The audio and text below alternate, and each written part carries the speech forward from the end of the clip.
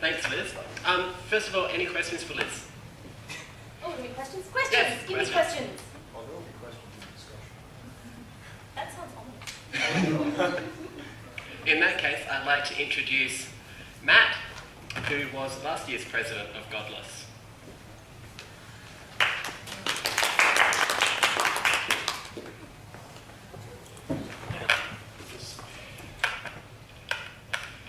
Not too sure if I actually need this. Alright. When trying to look at what atheism is, it's always difficult to come to some cogent idea, especially when one has to speak in front of others, such as I'm doing now. But what is atheism? The definition that Godless uses, one that I in fact penned for the brochure, among other things, is that it is the absence of belief in God or gods. It's a very basic rudimentary definition, but a workable one. As Elizabeth previously alluded to, there are various forms of atheism. Through the scale you have agnostics at the middle, those who cannot know if there is a God or gods, going through agnostic atheists and forward into strong atheists. However, I'm going to make a rather bold statement. Not really bold considering what I've just said, but there are two kinds of atheism. Just there are more than one kind of atheist. I'll today briefly touch on two kinds of atheism that I believe are important to the way atheism is viewed and the way atheists behave. So to begin with, we have rationalism, which is defined as reliance on reason as the best guide for belief and action, or the theory that the exercise of reason rather than experience, authority, or spiritual revelation provides the primary basis for knowledge. Therefore, the rationalist atheist, an atheist in the tradition of the atheistic, anti-religious thinkers of the Enlightenment, such as Voltaire, sees religious conceptions essentially in a vacuum. They are just there, and stubbornly so, the result of ignorance and superstition. Religion is not part of the human condition, it is a deviation from it, an otherworldly escape from reality, an aberration, or revolt against reason. Thus, for the rationalist atheist, the methods of combating religious influence are simple. Further secular education, training young minds in logic and reasoning, and advancing scientific knowledge. The rationalist atheist assumes that the properly educated mind will automatically reject God and his domain, that they remain part of the societal landscape only through the prevalence of ignorance. Give everyone knowledge of science, so the argument goes, and religion will disappear of its own accord. But where the rationalist atheist comes to grief is in I shudder to use this term, but the educated minions of the religious right. For often they are sophisticated, computer-literate holders of college, university, and higher tertiary degrees, active in civic and political affairs, perfectly attuned to the modern world, but only except in their theology, in their beliefs. There are also the professional anti-evolutionists, who employ all the trappings of the physical and natural sciences in advancing their theories and poking holes in the arguments of the evolutionists. Many of these people are thoroughly adept with the concepts of language, of genetics, molecular biology, comparative anatomy, physiology, and geology. Further, they are able to give their arguments a high enough degree of plausibility to befuddle millions of ordinary people and sow widespread doubts about the correctness of the theory of evolution. This, in my opinion, is the direct result of, is part of the reason in America today there is the debate over creationism being taught at the same time that evolutionary theory is taught in science class. But I digress.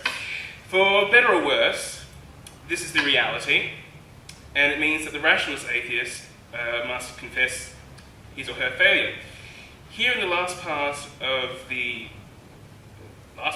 well, I've really stopped up here. Here in the early stages of the 21st century, millions of educated people prefer Genesis and Revelations over such great works as The Origin of Species. This infers that there must be a simpler way of looking at atheism, one that incorporates the idea of religion as being a product of society and not an abstract reflection. This then leads me to what I'm going to term social atheism. For a social atheist, unlike his or her rationalist counterpart, doesn't see religious ideas as being in a vacuum, as dropping from the sky as it were, as being solely the product of ignorance and superstition.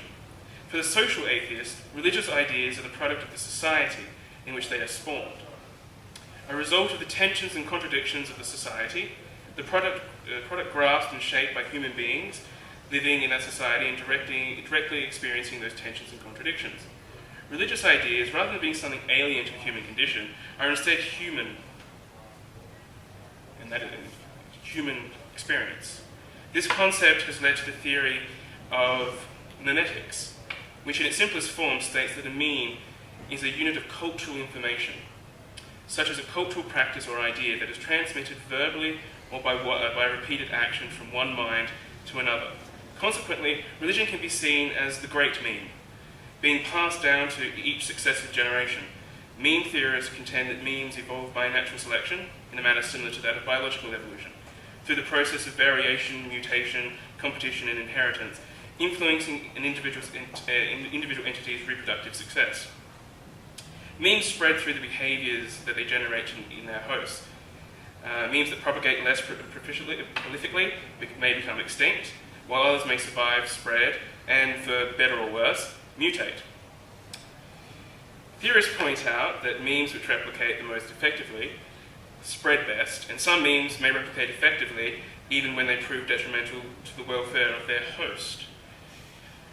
Now I'll diverge from what I've actually written just briefly to cover a little bit of meme theory, in that in the idea of memes, religion as a meme,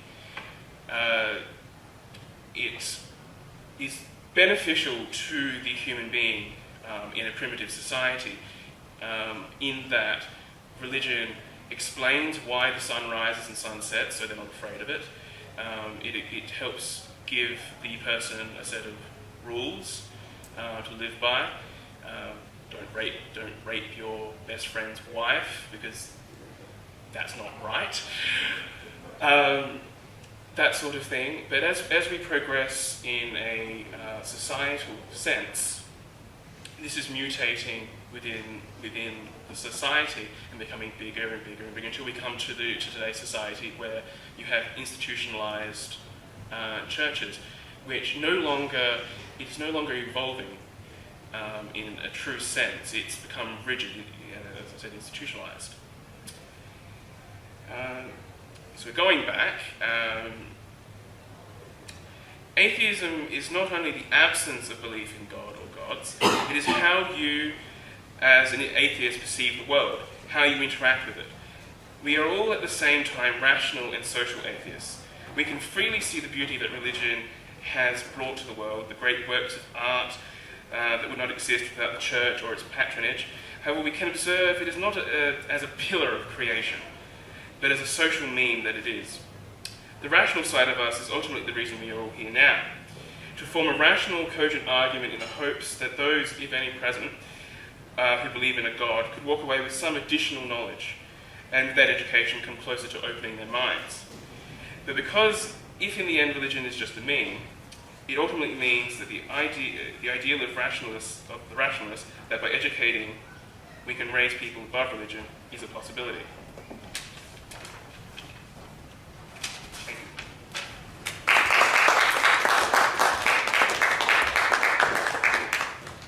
you. Any questions for Matt?